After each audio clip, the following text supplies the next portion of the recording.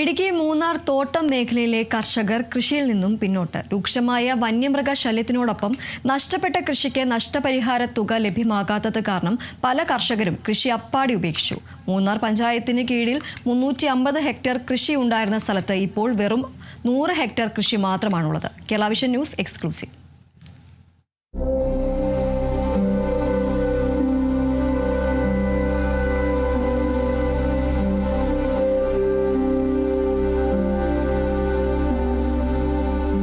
யானை நாங்கள் கஷ்டப்பட்டு உண்டாக்குறோம், அதெல்லாம் ஒன்றும் எங்களுக்கு மிஞ்சுறதில்லை. காட்டு மாடு வந்து அழிச்சிருது யானை. நாங்கள் நிறைய கஷ்டப்பட்டு உரம் வாங்கி 1000 ரூபாய்க்கு உரம் வாங்கி போட்டோம், அதெல்லாம் ஒன்றும் மிஞ்சலை.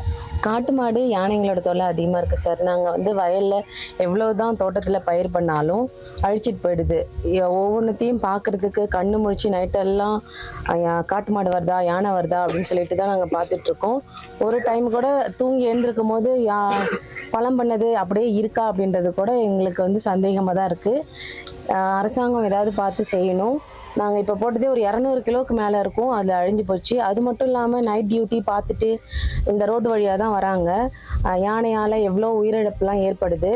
எங்களுக்கு அதுக்கு பாதுகாப்பும் இல்லை. காட்டு மாடுக்கும் யானைக்கும் நீங்கள் ஏதாவது பார்த்து செய்யணும். பஞ்சாயத்துலேருந்து எங்களுக்கு ஏதாவது ஒரு நஷ்ட ஈடு கொடுத்தா நல்லாயிருக்கும். മൂന്നാർ പഞ്ചായത്തിന്റെ കീഴിൽ 350 ഹെക്ടറോളം കൃഷി ഉണ്ടായിരുന്ന സ്ഥലത്ത് ഇപ്പോൾ 100 ഹെക്ടർ മാത്രമാണ് ഉണ്ടായിരിക്കുന്നതെന്നാണ് നമുക്ക് അറിയാൻ സാധിച്ചത്. ഏതായാലും മൂന്നാറിലെ കൃഷി ഓഫീസർ സജീവൻ ടി നമ്മുടെ ഇവിടെ ഉണ്ട്. ഏതായാലും എന്താ പറയുക ഈ പിന്നോട്ട് പോകാനുള്ള ഒരു അവസ്ഥ? കൂടുതലായും ആനയുടെ ശല്യമാണ്, വൈൽഡ് അനിമൽ അറ്റാക്കാണ് നമ്മുടെ കൃഷിക്കാർ പിന്നോട്ട് പോകാൻ കാരണം. നമ്മൾ ഏത് കൃഷിക്കാരുടെ അടുത്ത് ചെല്ലുമ്പോഴും അവർക്ക് കൃഷി ചെയ്യാൻ സാധിക്കുന്നുണ്ട്, പക്ഷേ വിളവെടുക്കുന്ന സമയത്ത് ആകുമ്പോഴത്തേക്കും നമ്മുടെ വന്യമൃഗങ്ങളുടെ ശല്യം കാരണം കൃഷികളൊന്നും തന്നെ വിളവെടുക്കാൻ സാധിക്കുന്നില്ല. അതാണ് കൃഷിക്കാരെല്ലാം തന്നെ പിന്നോട്ട് പോകാൻ കാരണം. ഈ നിലവിൽ ഈ വനംവകുപ്പിന്റെ ഭാഗത്തുനിന്ന് ഇവർക്ക് എന്താണ് ഈ ഒരു കൃഷിനാശത്തിന്റെ ഒരു അടിയന്തര സഹായം ലഭിക്കാത്തത്? ഇവർക്ക് പട്ടയമില്ലാത്ത, ഇത് ടാറ്റാ കമ്പനിയുടെ കീഴിലുള്ള സ്ഥലമാണ്. അപ്പോൾ പട്ടയം ഇല്ലാത്ത കർഷകരാണ്, അതുകൊണ്ടാണ് ഇവർക്ക് ആനുകൂല്യം നൽകാൻ സാധിക്കാത്തതെന്നാണ് ഫോറസ്റ്റ് ഡിപ്പാർട്ട്മെന്റിൽ നിന്ന് പറയുന്നത്.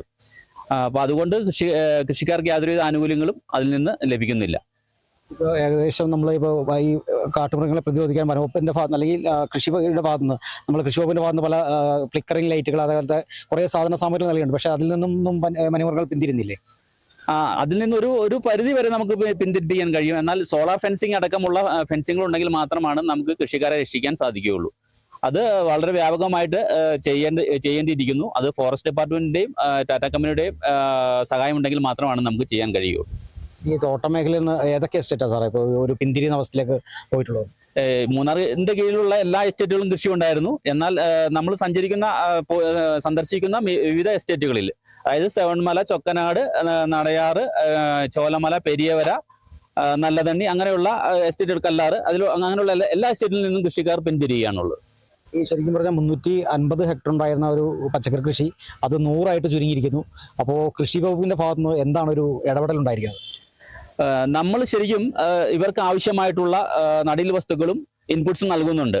എന്നാൽ കൃഷിക്കാർ ചെയ്തു വരുമ്പോൾ ഇത് വിളവെടുക്കാൻ സാധിക്കാത്തതുകൊണ്ട് അവർ പിന്നോട്ട് തന്നെ പോവുകയാണ്. നമ്മളത് പരമാവധി ശ്രമിക്കുന്നുണ്ട്. നമ്മൾ ഫോറസ്റ്റ് ഡിപ്പാർട്ട്മെന്റിനും ടാറ്റാ കമ്പനിക്കും ലെറ്റർ നൽകിയിട്ടുള്ളതാണ്. എന്നാൽ അവരുടെ ഭാഗത്തു നിന്ന് നാളിതുവരെ നമുക്കൊരു നല്ല സമീപനം ലഭിച്ചിട്ടില്ല ഇതുവരെ. അതാണ് മെയിനായിട്ട് പറയാനുള്ള ഒരു കാരണം. നിലവിൽ മുമ്പ് ഓണം, വിഷു ഒക്കെ പ്രമാണിച്ച് ഈ മൂന്നാർ പഞ്ചായത്തിന്റെ കീഴിൽ നിരവധി കർഷകർ മുന്നോട്ടെത്തി പച്ചക്കറികൾ തരുന്നൊരു സ്ഥിതിവിശേഷം ഉണ്ടായിരുന്നു. ഇപ്പോൾ അത് കുറഞ്ഞെന്നാണ് പറയുന്നത്. തീർച്ചയായും ഹോർട്ടികോർപ്പിന്റെ മുൻകാലങ്ങളിലുള്ള കണക്കുകളെടുത്ത് നോക്കിയാൽ മൂന്നാർ പഞ്ചായത്തിൽ നിന്ന് ആണ് ഭൂരിഭാഗം പച്ചക്കറികളും ഈ കേരളത്തിന്റെ വിവിധ ഭാഗങ്ങളിൽ എത്തിച്ചിരുന്നത് ഓണക്കാലങ്ങളിൽ. എന്നാൽ ഇപ്പോൾ പോയ 3-4 വർഷങ്ങളായി കണക്കെടുക്കുമ്പോൾ നമുക്ക് മൂന്നാർ പഞ്ചായത്തിൽ നിന്നും ഹോർട്ടികോർപ്പിന് ഒരു തരി പച്ചക്കറി പോലും കൊടുത്തിട്ടുള്ളത് അല്ല. കാരണം അന്വേഷിക്കുമ്പോഴാണ് കർഷകർ പിന്തിരിയുന്ന അവസ്ഥ ഉണ്ടാകുന്നത്. നിലവിൽ അത്തരത്തിൽ തന്നെയാണ് 350 ഹെക്ടറോളം ഉണ്ടായിരുന്ന കൃഷിയുടെ ഇപ്പോൾ 100 തന്നെ ചുരുങ്ങി. ഏതായാലും രാപ്പകലന്തിയോളം മണ്ണിൽ പണിയെടുത്ത ശേഷം അവർക്ക് ആ ഫലം കിട്ടാതെ വരുമ്പോൾ പല കർഷകരും കടക്കടിയിലാകുന്നതിനൊപ്പം തന്നെ ഈ കൃഷിയിൽ നിന്ന് പിന്തിരിയുന്ന ഒരു അവസ്ഥയിലേക്കാണ് നിലവിൽ വന്നിരിക്കുന്നതെന്നാണ് കൃഷി ഓഫീസർ വ്യക്തമാക്കുന്നത്. ക്യാമറാമാൻ AP രാജയ്ക്കൊപ്പം വിനീഷ് ആന്റണി, കേരള വിഷൻ ന്യൂസ്, ഇടുക്കി.